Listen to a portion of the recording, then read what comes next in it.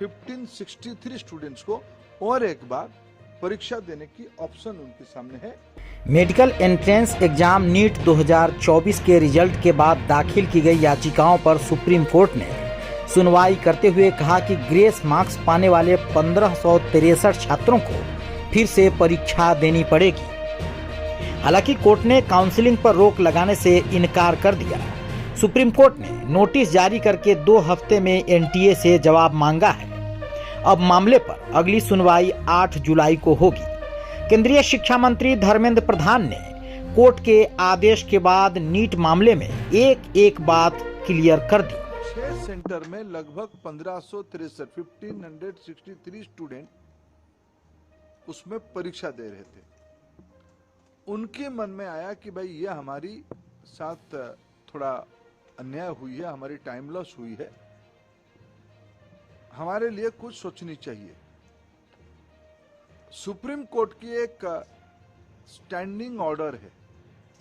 इस प्रकार की कहीं एंट्रेंस में कुछ विषय आती है तो री एंट्रेंस ना कराते हुए एक एवरेज मार्किंग, ग्रेस मार्किंग की मेथड पे उनको कंपनसेट किया जा सकता है। ऐसे एक सुप्रीम कोर्ट की ऑर्डर है क्लैट की स्टूडेंट्स की क्लैट के एग्जामिनेशन के माध्यम से। एनटीए ने उसको अप्लाई किया, एक एक्सपर्ट कमेटी बिठाई, उसमें से कुछ रिकमेंडेशन आई और उसको उन्होंने अप्लाई किया। उसके बाद देखा गया कि कुछ विद्यार्थियों की नंबर 100% हो गई। उनकी जो एवरेजिंग किया गया, उनको जो ग्रेस मार्क दिया गया, उसमें कुछ विद्यार्थियों की नंबर 100% हो गई। इसमें भी फिर कुछ लोग कोर्ट पे गए। पहले कुछ लोग कोर्ट पे गए थे कि हमारी टाइम लॉस हुई, कोर्ट ने ऑर्डर दिया तो एनटीए को उसमें एक किस ग्रेस मार्किंग की प्रैक्टिस को अपनाना पड़ा, पद्धति को अपनाना पड़ा। फिर जब ग्रेस मार्किंग में कुछ विद्यार्थियों की नंबर 100% हो गई, तब फिर कुछ लोग कोर्ट पे गए। उस बीच में एनटीए ने फिर एक एक्सपर्ट कमेटी बिठाई, एकेडमिक्स कमेटी बिठाई। उन्होंने कुछ सोच समझ किया और कोर्ट ने आज उस कमेटी के ऑब्जर्वेशन को देखते हुए आज ऑनरेबल सुप्रीम कोर्ट ने स्पष्ट किया है उन 1563 स्टूडेंट्स को री एग्जामिनेशन का अपॉर्चुनिटी दिया जाए। 23 जून को 1563 स्टूडेंट को दोबारा नीट एग्जामिनेशन का ऑप्शन उनके सामने दिया जाएगा। वो परीक्षा दे सकते हैं, नहीं तो जो उनको ओरिजिनल परीक्षा की जो नंबर है उनको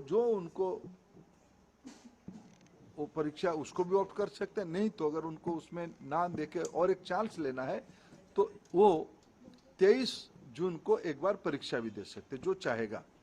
ये आज सुप्रीम कोर्ट के एक बहुत स्पष्टता के साथ ऑर्डर आई है, उसको मैं स्वागत भी करता हूं। शायद उसके बाद नीट को लेके जो एक संशय और जो शंका सामने आई थी वो आज समाप्त हो रही है। कुछ और विषय ध्यान में आई है, सरकार गंभीरता से उस विषय को ध्यान पे लिया है।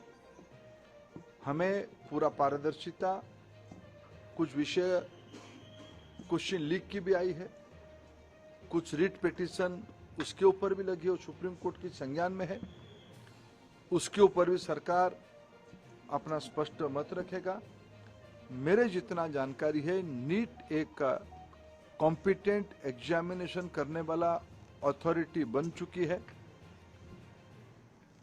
ये जो 3 प्रेस्टिजियस परीक्षा होते हैं, नीट, जेई और सीयूईटी, इसमें से देश की 50 लाख से ज्यादा स्टूडेंट्स की हर एक साल अभी एग्जामिनेशन हो रहा है। विश्वसनीयता बढ़ी है, इसलिए आने वाले दिनों में सारे प्रकार की शंका संशय को दूर करने के लिए और पारदर्शिता लिया जाएगा और जो लोग उसमें कहीं ना कहीं एक आधा जगह पे कुछ गड़बड़ी करने का कोशिश कर भी रहे होंगे, उनके ऊपर कार्रवाई भी लिया जाएगा। और सुप्रीम कोर्ट की जो लार्जर प्रश्न सुप्रीम कोर्ट के सामने है, सरकार अपना। केंद्रीय मंत्री धर्मेंद्र प्रधान ने एक तरफ अपनी सरकार और एनटीए का नीट मामले में रुख साफ किया, तो विपक्ष के आरोपों पर भी पलटवार किया। 13 लाख बच्चे उत्तीर्ण होते हैं कट ऑफ डेट के ऊपर। यह समस्या परीक्षा में मिसमैनेजमेंट के कारण 6 सेंटर में 1563 बच्चों की आई है। ये स्टैटिस्टिक्स है। उसके ऊपर भी सुप्रीम कोर्ट की एक मॉडल को हमने अपनाया, उसमें भी कुछ लोग कोर्ट पे गया। आज कोर्ट ने उस फैसला को स्पष्ट किया है, उनको री एग्जामिनेशन कर दिया जाएगा। इसलिए इसमें कोई संशय और शंका की गुंजाइश नहीं है।